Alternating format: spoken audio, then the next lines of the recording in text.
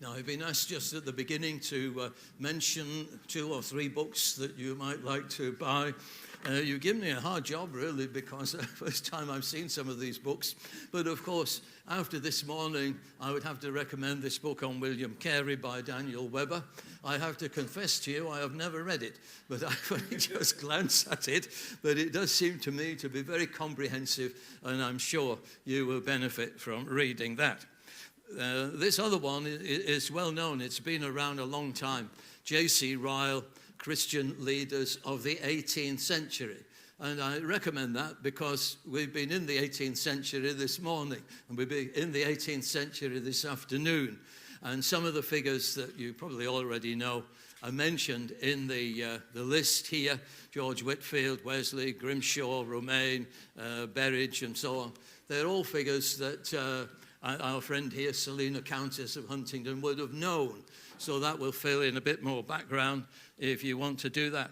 And then, staying with J.C. Ryle, I see that there is a fairly new book come out by Ian Murray, but I like the title, Prepared to Stand Alone. Dare to be a Daniel, dare to stand alone.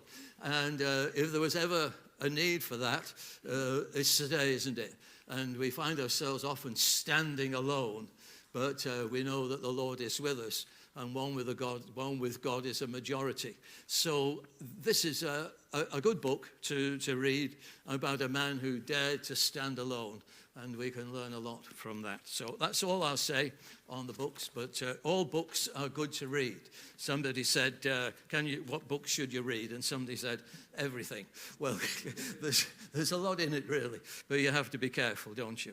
Now, our subject this afternoon is Selina, Countess of Huntingdon. She lived from 1707 to 1791, so she nearly, throughout that century, she was there. Now, 2 verses, 1 or 2 verses anyway. Now, one was pretty well a verse that she often quoted, and this was in the 1 Corinthians, 1st chapter, and verse 26. This was a verse that she, as I say, often drew people's attention to. Here it is, verse 26. For you see your calling, brethren, how that not many wise men after the flesh, not many mighty, not many noble are called. And she said that she thanked God for this text, especially the letter M. Especially the letter M. Because it doesn't say, it says not many, not any, if you see what I mean. And she was rich in this world, goods and so on. So she liked the M in that. And then another text that she often mentioned was in the 3rd chapter of the same epistle, verse 9. For we are laborers together with God. Ye are God's husbandry, ye are God's building, according to the grace of God which is given unto me as a wise master builder. I have laid the foundation, and another man buildeth thereon. But let every man take heed how he buildeth thereupon. For other foundation can no man lay than that is laid, which is Christ Jesus. And that's a good foundation, the only foundation. Now, having said that, we have to say and mention and underline the vital place that women, ladies, have been given, responsibility given to them in the building of the church of God, the extension of the kingdom of God. And right from the Old Testament, we could be talking about Miriam, or Deborah, or Hannah, or Elizabeth, or Mary, or Priscilla, and so it would go on.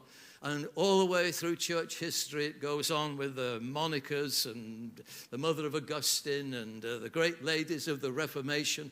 I notice there's a book on that theme as well on the book table. And Susanna Wesley and Selina, Countess of Huntingdon, and Fanny Crosby, whose words we've just been singing. And so you could go on. Now, you could say this about our friend this afternoon. Without her support, and certainly without her prayers, and certainly without her influence, the work of those great leaders of the revival, Wesley and Whitefield, Whitefield and Wesley, however you want to say it, would have been very much more difficult. We don't realize that. We acknowledge the power of the Spirit of God in these men, and that is the essential thing. But in everyday terms, this woman played a most significant role. She was unobtrusive. She was profoundly consecrated to the work of God, and she was consistent all the way through her saved life in this work, self-sacrificing to the limit. She virtually bankrupted herself. She was a rich woman, but she literally gave all that she had, certainly financially, and by way of time and by way of commitment. So she's an outstanding example of a lady who served God. Now, she was born on the 24th of August, as we say, 1707. Queen Anne was on the throne, and it was the year of the union of the English and Scottish parliaments. There are two places that claim to be her birthplace. I don't know which one is the right one. Some say she was born in Ashwell House, which is now referred to as a castle, in Northamptonshire. That's the same county that our friend this morning, Mr. Carey, was born in. And others say she was born in Staunton Harold. I've never heard of the place, but it's in Leicestershire. It was a village in which Nigel Lawson, who was the late Chancellor, lived. Just by a bit of extra information that's not really relevant, but there it is. Now, her father was called Washington Shirley. That was her father's name. He was the second Earl of Ferrers, a distant relative of the famous George Washington, and so on. Her mother was Mary Lavinge, daughter of Sir Richard Lavinge, who was the Solicitor General for Ireland and Speaker of the House of Commons, and the family had estates in Carrickmacross in County Monaghan. So you see something of the background of this woman. She was a member of what we call the gentry, and there she was. Now, from a child, she was very pious, quiet, very religious, serious-minded, and as she grew into womanhood and she had to go out into what they call society in those days, mix with all these other high-flying women and lords and ladies and so on, she found the whole experience, though she went along with it because of her position and for her husband's sake, but she found the whole thing nauseating, really. She didn't like these so-called fashionable parties. She saw they were hollow, they were empty, it was show, it was vain. And she would much rather, whilst these things were going on, though she was civil with people and did her best, she would much rather have been on her own reading, and especially the Word of God. So that's how she was, but she's not converted yet through this time. Another early sign of what God was going to do with her was the time when the orphanage, or the refuge for children, we might call it, was founded in 1731. There was a man called Thomas Coram, you may have heard of him, and he founded the famous Foundling Hospital. This, in a way, was a kind of a first fruit, a kind of an anticipation of what was coming, because nobody cared tums about foundlings or orphans at that time. It was a very irreligious and a very immoral and a very selfish period of history coming into the 1730s. There was no sign of a revival. It was as bad as it is today. But, you know, this man has it on his heart. No doubt the Lord had laid it there. And our friend Selina, she gets mixed up with this. She wants to help.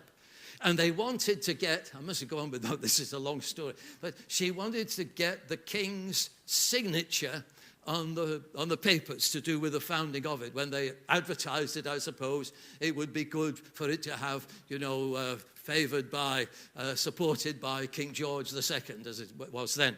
And they had to pay legal fees, they had to get solicitors, they had to pay stamp duties, they had to have it all written down on special vellum paper, they had to have seals, all manner of expenses. She paid the lot. So without that, there would never have been the Foundling Hospital in London at that time. Now, she gets married, 1728, she gets married, And she married a fellow by the name of Theophilus Hastings. Philosopher's Hastings. He was the Earl of Huntingdon. He could trace his descent back to King Edward IV. So he's royal blood flowing in his veins. He's at the very top of society. And he was renowned for his moral integrity. He wasn't, as far as I know, a born-again Christian. But in a day of dissolute morals, as we'll talk about in a minute, he stood out as being a man of great integrity and principle. So they were married. I ought to just say that they had to rub shoulders with two other notorious figures of that day amongst the gentry. One was Lord Chesterfield, and the other was Lord Bolingbroke. If you know anything about this man, Chesterfield, both these fellows were brilliant in their minds and intellect, but they were the lowest of the low when it came to morality. Chesterfield, he actually wrote a book on seduction, how to, as a lord or member of the gentry, how to seduce an innocent woman. Fancy writing a book on that. So that was the sort of fellows they were.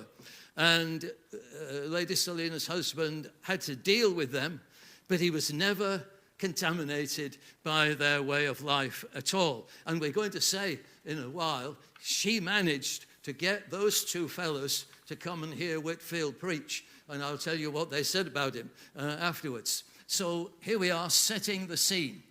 And what brought Lady Selina into the gospel and into the revival was the fact that her husband's two sisters married two, we can use the word cautiously, Methodist ministers. I know the word Methodist, sadly, has not got that quality about it as it used to have. But these were two evangelical, you may say, perhaps, ministers. And Margaret Hastings, that was the sister, she married a man called Benjamin Ingham, which is well known at that time. He's said to have been the founder of Yorkshire Methodism. So that was a sister-in-law. And the other sister-in-law, Lady Catherine Hastings, she married an equally devout Methodist, but not so well known. He was the Reverend Mr. Wheeler. But these two figures, and particularly the first one, Lady Margaret, she saw it as her business, first priority, to witness to her own family. And that's where she began at the beginning. And that's how Selina came to be converted. Now, she goes on from this. I've got a little quote here. I'm tempted to give you the first line. This is what she said. Now the day began to dawn, she said. This is her Christian life. Jesus, the Son of Righteousness, arose and burst in meridian splendor on my benighted soul. So there's a whole lot of this testimony which I can't read, but can't have the time to read. But she has a wonderful conversion experience. And the people that she was associated with at that time were utterly dismayed, taken aback, couldn't believe that she had identified herself with these ridiculous Methodists and these evangelical types and religious types. They couldn't believe it, that such a woman in her position could do this. Now, her husband, he was a bit taken aback as well. And he was a little bit dubious about what had happened to her. And he didn't object. He was that sort of a man. But he did run away off to the Bishop of Gloucester and told him, his name was Dr. Benson, he said, no, my wife has joined these Methodists. Is this okay, sort of thing? Is this normal? Well, what am I to do about it? And Dr. Benson didn't really give him a proper answer, I don't think. But he then persuaded his wife. I think Dr. Benson must have said, well, try and persuade her to come and see me. So he did, and she went. And she went and spoke to him, and she began to say that she believed in every one of the 39 articles of the Church of England, just as he was supposed to do anyway. She made that very plain, and she defended her position from scriptures. And then how did Dr. Benson react? He confessed that he had been a little perturbed about what she'd said, and he regretted the fact that he had ordained a few years earlier a certain George Whitfield, who was the cause of all this, humanly speaking, and wondered about it. And she said to him, because he expressed his concern to her, she replied to the bishop, "Sir, mark my words, when you are on your dying bed, that will be one of the few ordinations you have made that you will reflect upon with complacency, with compliance, with pleasure, in other words, she means." And so she was quite bold.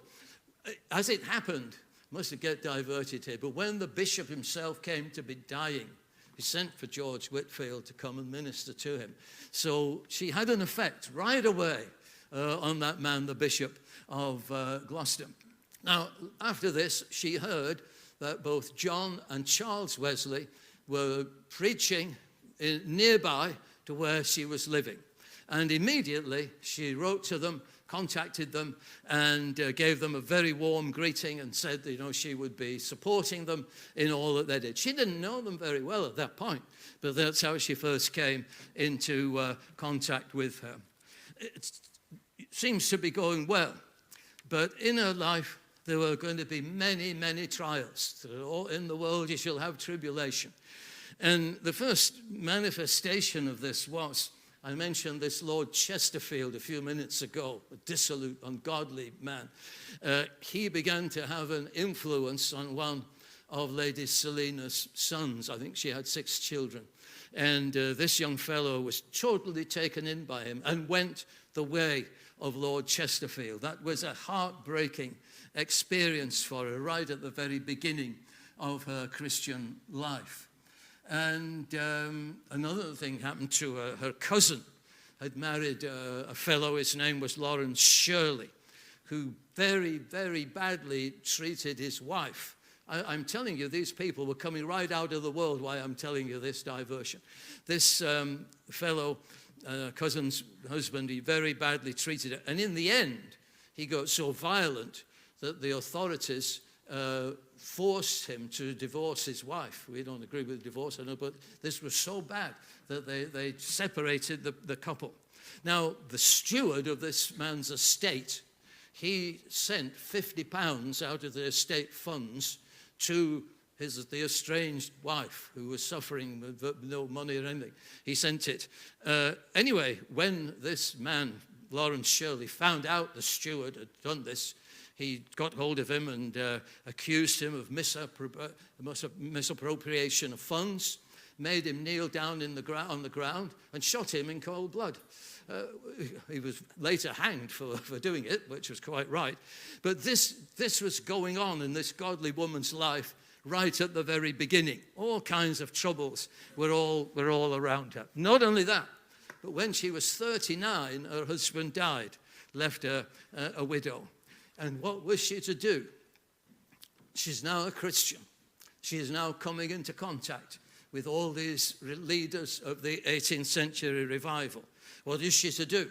She pondered, shutting herself away to bemoan her lot, just minding her own business, as it were. Mind you, minding her own business. There were large estates to run, tremendous load of practical, ordinary management fell upon her at this moment. But what did she do? She believed that the Lord was telling her that she had a drawing room. We can have a drawing room, but she had a drawing room probably as big as this room, sort of thing.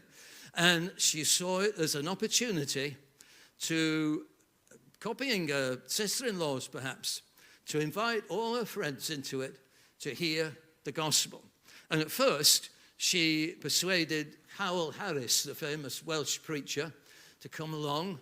and minister to a group of all the lords and ladies and gentry that she knew, a considerable lot of people, as big a congregation as is here this afternoon. And so Howell Harris preached to them. George Whitefield at this time was in America, at the orphanage there in Savannah. But when he came back, she also persuaded him to come and to preach to this gathering of lords and ladies that she managed to persuade to come along.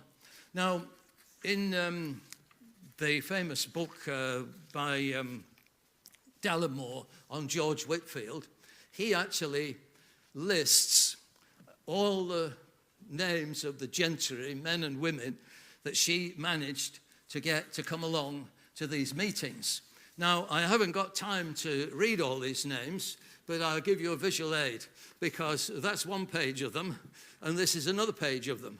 And if I was to read just the first two lines, for instance, Lady Fanny Shirley, who was known as one of the reigning beauties of the court of George I, the Duchess of Argyll, Lady Betty Campbell, Lady Ferrers, Lady Sophia Thomas, the Duchess of Montague. It just goes on and on again of all the, anybody who was anybody of that time. And George Whitefield had to preach to them. He said this: "I go with fear and trembling, knowing how difficult it is to speak to the great so as to win them to Jesus Christ. I am sometimes ready to say, Lord, I pray thee have me excused and to send by whom thou wilt." Well, he dreaded it because these people, I mentioned a few minutes ago, Bolingbroke and Chesterfield, on several occasions, these dissolute individuals were there in the drawing room to speak. Now, Chesterfield, as well as being a bad character, he was known as a brilliant orator. He was called the British Cicero.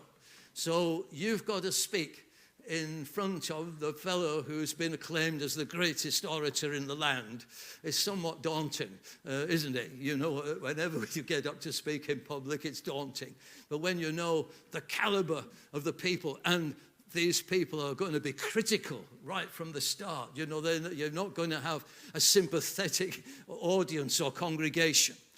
Anyway, what did Chesterfield say about Whitefield when he preached? He said this. He said, "Mr. Whitefield's eloquence is unrivaled, his zeal inexhaustible, and not to admire both would argue total absence of taste and insensibility not to be coveted by anybody." So he said, Whitefield, brilliant orator. That's a brilliant orator saying to another man, brilliant orator. But spiritually, he was totally and utterly unmoved and never did come to faith. But his wife, who, by the way, was the daughter of King George I, that was Chesterfield's wife, she was converted by Whitefield's preaching in one of these gatherings together. I could spend all afternoon naming people that were converted.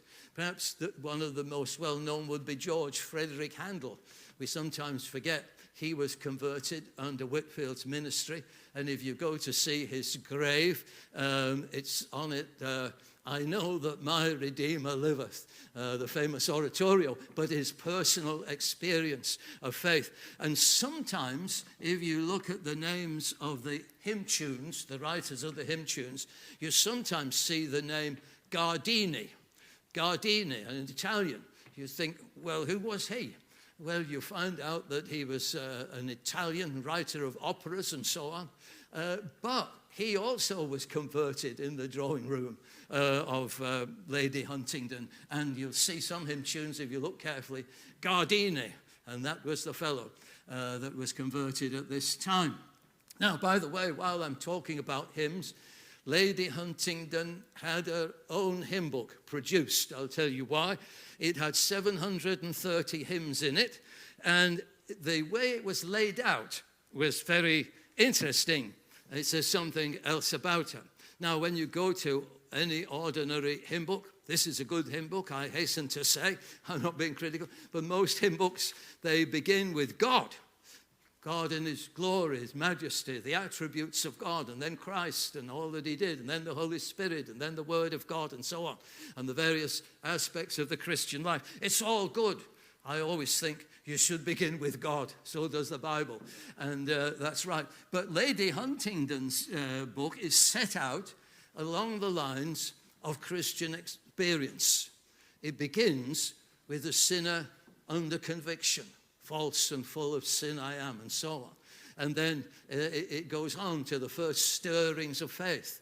And then it goes on to faith in its reality, and so on. Then it goes on to various trials and tribulations. And so it's all the experience of the Christian life. It's very interesting the way it's set out. If you get a copy of John Wesley's hymns from the very first, it's in the same way set out. But it's interesting. And so this woman had a great insight into the workings of God in her own heart and in the hearts of men and women all around her. Now, wouldn't want you to think that this lady was a prude. You know, she wasn't sort of a holier-than-thou person, individual woman. Early in life, this is before she was converted, I hasten to add, she and several other women, by, all I can say is by trickery and perhaps by flattery, she managed to get into the House of Commons. No women were allowed in those days, but they somehow got in to protest about something, some bill that was going through the Commons. She was probably a forerunner of the suffragettes, but I'm just trying to say this is a very determined woman. Again, rather like William Carey. So I just throw that in as we're passing. Now,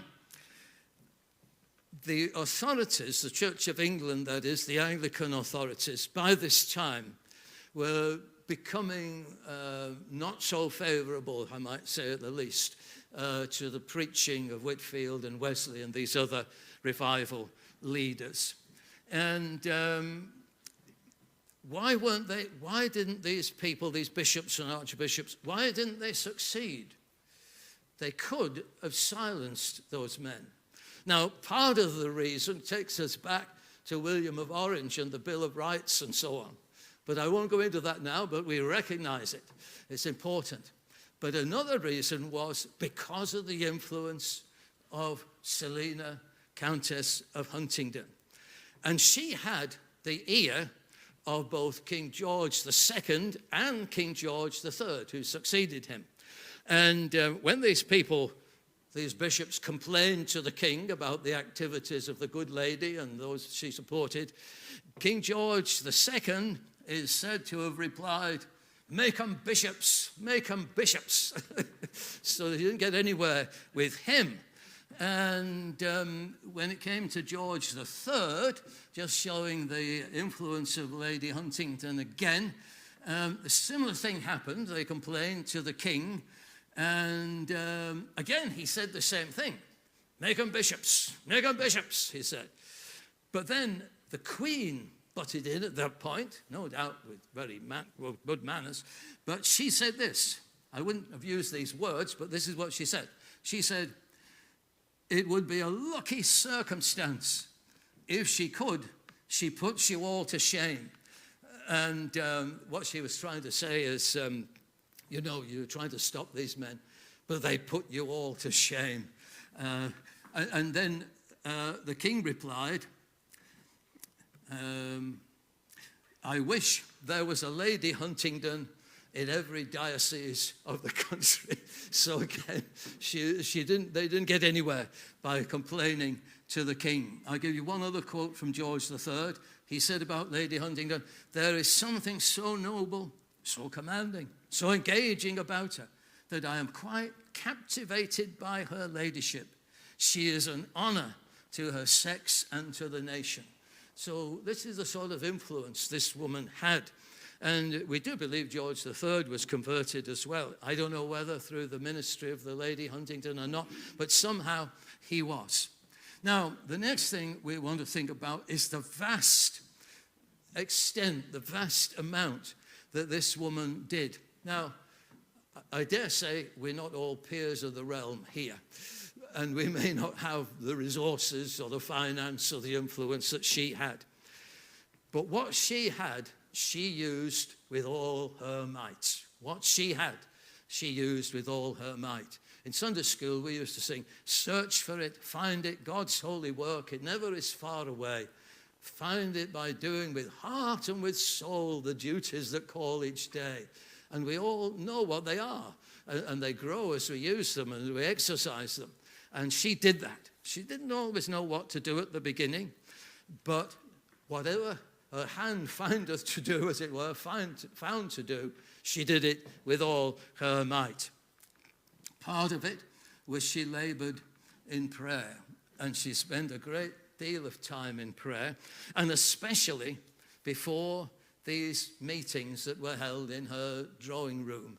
She would pour out her soul that the preacher, whether it was Howell Harris or George Whitfield or whoever it was, he would have the words to say, that the power of the Spirit behind him. She knew all these things.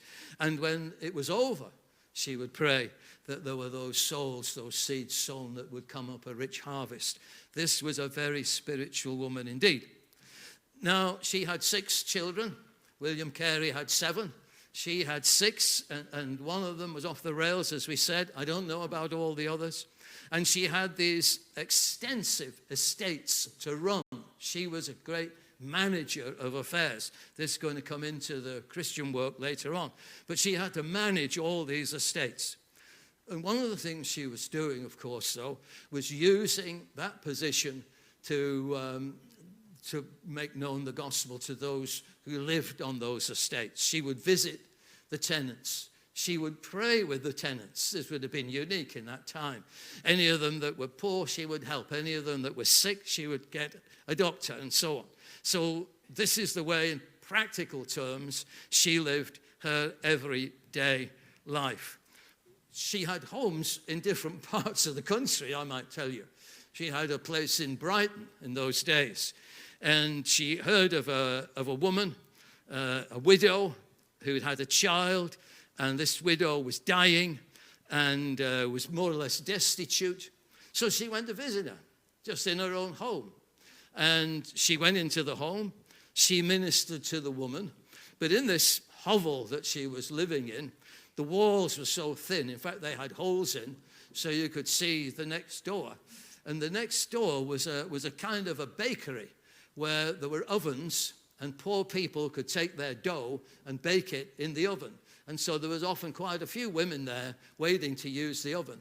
And then the Countess realized that as she was ministering to this dying woman, the people next door were all listening to her. And she ended up with a large congregation of people in the room next door. And she stayed there for several weeks because there was a work to do there.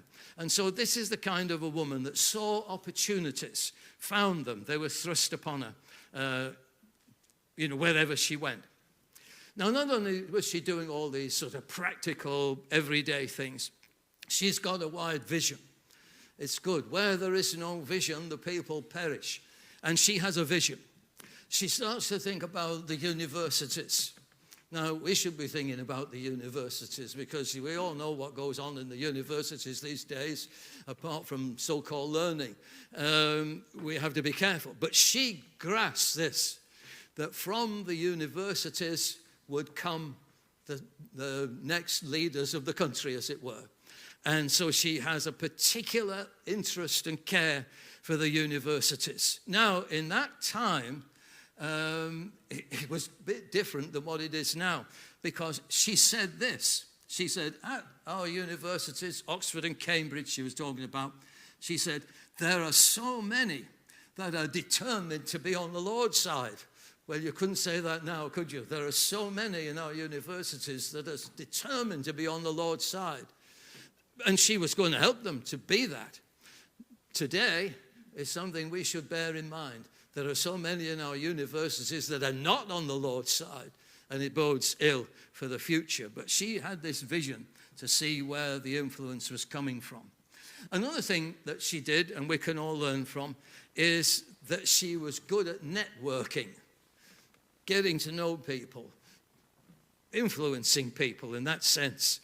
And she, in a very few years, got to know all the main leaders of the revival, the main ministers that were up and down the country.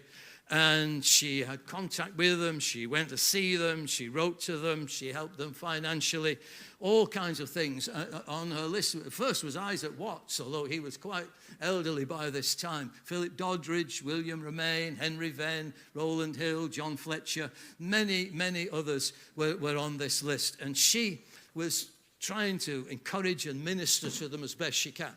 One of the things that she did at this early stage was put Charles Wesley back on a right course. You wouldn't ever think he was on a wrong course, really, but he was influenced by the Moravians. Now, don't misunderstand me. The Moravians are very good people. But at this time, there were some within the Moravian group that got this idea which they called stillness. And it was this, that if you felt an absence of the Lord's presence, or you didn't feel you were getting very well in your Christian life, the thing was this, to be still and wait upon God to act. And that involved not praying. Don't pray for the Lord to help you, just be still. Don't read the Bible and wait for the Lord to speak. Just be still. Just wait. And God will do something remarkable. No doubt they quoted the text, be still and know that I am God, but they were misinterpreting it. And apparently Charles Wesley was a bit enamored with this. But the Countess, with her tacts and her prayers, got him back out of it. It put him back to be the normal Charles Wesley everybody knew, sort of thing. But this was the sort of way that this woman helped the revival and the leaders of that revival to go on. Now, another thing that she did was quite remarkable for a woman in her position was, you know, that as the revival got going, there were groups of believers formed together. They called them societies in the first place.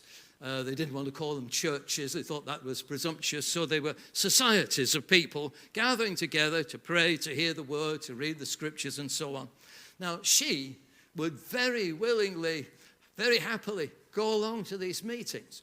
Often they were the poorest of the poor, the lowest of the low, the ordinary of the ordinary.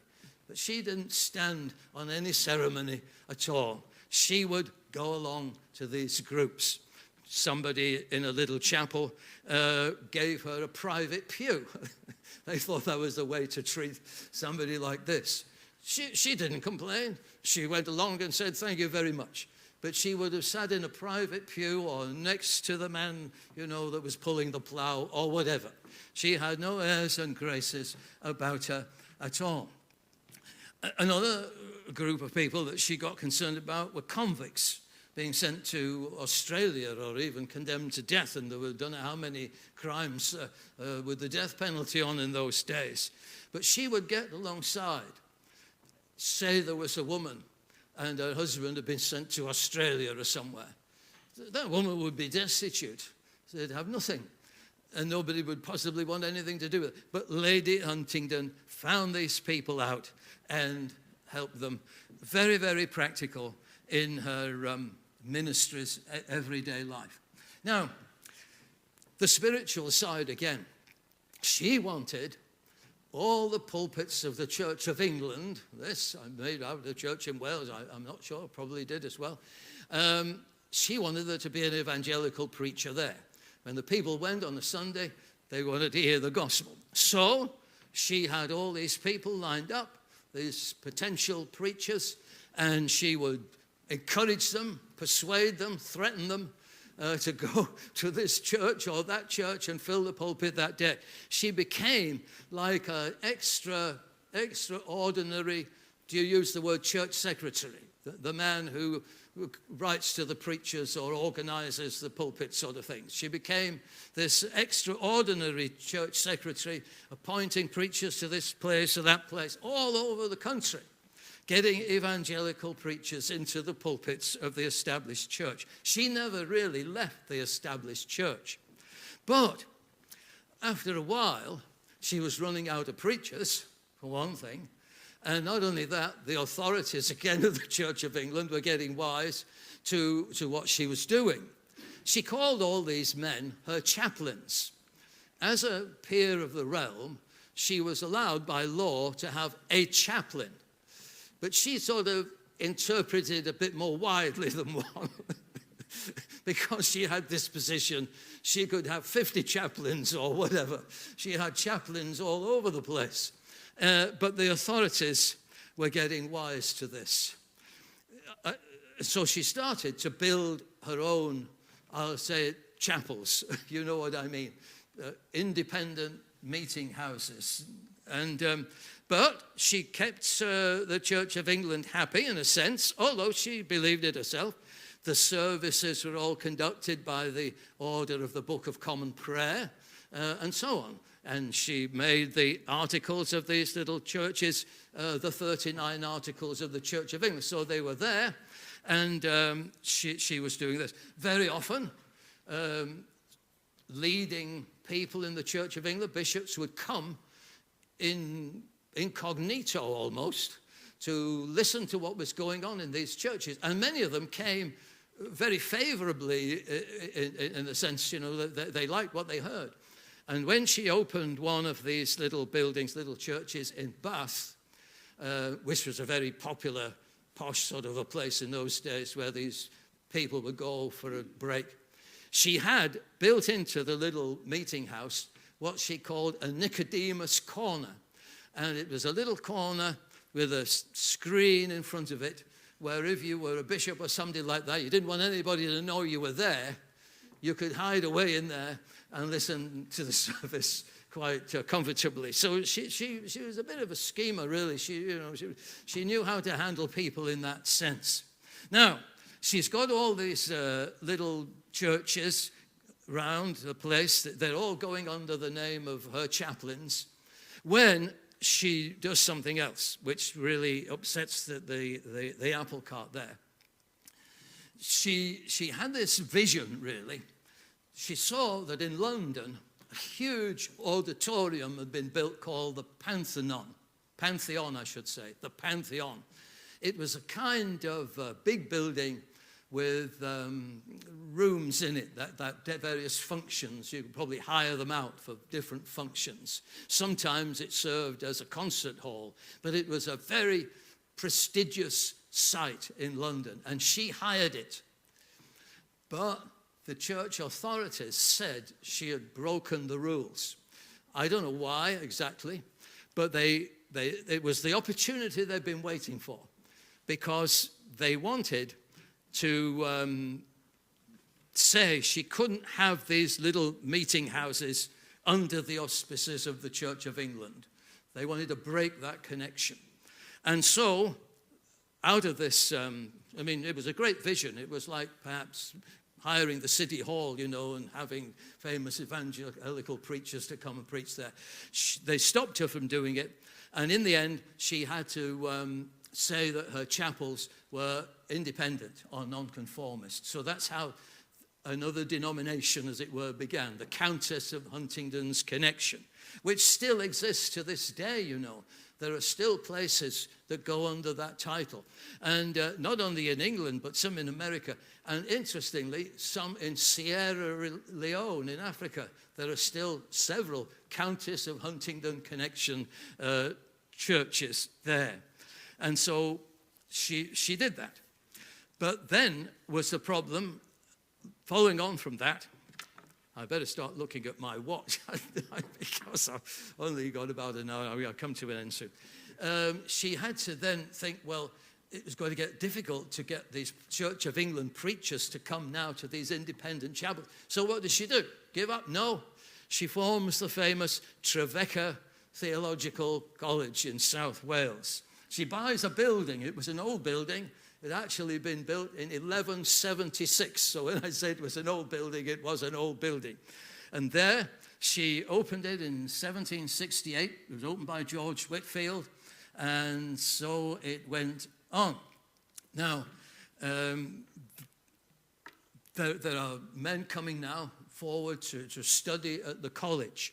there's a lot you can say about this college. It wasn't sort of a starchy, just cerebral sort of college. They said that if you approached the place, you would hear the sound of prayer, because students that were not actually being lectured to would form themselves into little groups to pray in the woods and trees and fields that were round about. It was a very holy sort of place. And these men would be taught, and then on a Saturday, she kept horses. She had horses there, I should say, because on a Saturday, she would either send men out on foot. She had a 30-mile radius around the college of places she would send men to. They had to walk there. But I say she had horses, and they were for men to go further afield, up and down the country. She called them rounds. Rounds. She would send somebody, say, to Yorkshire, to a round that was up there. What was a round? It was little causes here, there, in a certain radius, and they would, in the course of a week or 2 weeks, have to visit and encourage all those places. They did a round of various places like that. Now, the first president of the college was the famous John Fletcher of Madeley, a very, very godly man. And the main sort of lecturer was Joseph Benson. Again, you can get Joseph Benson's commentary. I've got a copy of it at home, and you need a lot of shells for it. It would take about that much Benson's commentary. Now, the problem was now, of course, you're going to get this famous... How long have I been talking now? Since 1 o'clock? Give me a few moments. There was the controversy between Wesley and Whitefield. They fell out. I can't go into all this, but there were some not very well thought out words of John Wesley at one of his conferences, whereby he gave the impression, though he didn't mean to, but he gave the impression that you could be saved by works. He was trying to balance and say, you know, faith without works is dead, but it was totally misunderstood. And he was foolish in the way that he tried to, you know, get out of it, really. And so there was a breakdown between the Wesley followers and the Whitefield followers. And really, both these men, Fletcher, a godly man of all godly men, and the other man, Benson, they had to resign their position.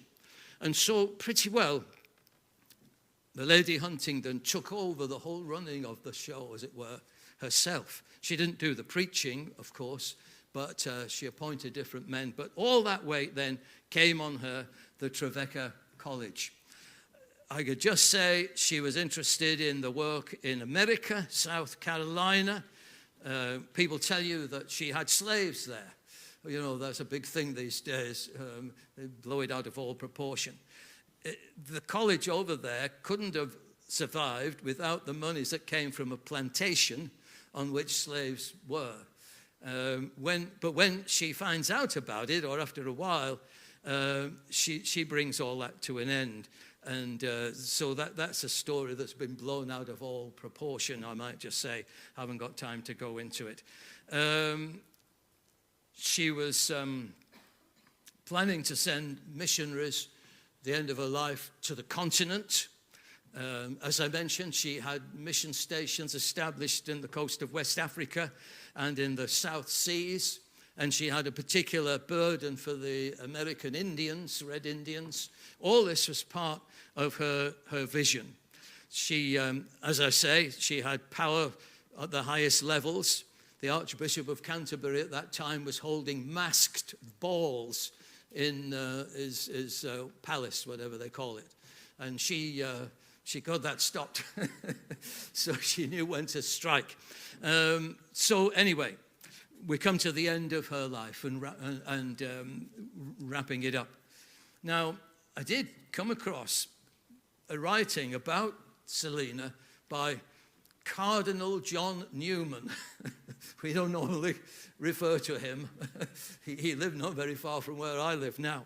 And I was intrigued to know what he said about her, so I looked it up. And he began like this. He called Lady Selina the great high priestess of a poisonous heresy the great high priestess of a poisonous heresy. But having said that, he went on and said she was a representative in an evil day of the rich becoming poor for Christ. Well, you couldn't argue with that. She was, and there it was. But this woman, that was her text, really. There is but one foundation. There is one foundation on which a sinner like me can rest. They were virtually her dying words. For all that she did, for all the challenge of her life, for all her activity, but that she wasn't saved by works. There is but one foundation, and that is the truth of it. And that was her testimony, and that, in brief, if I dare say that, was her life. God bless each one.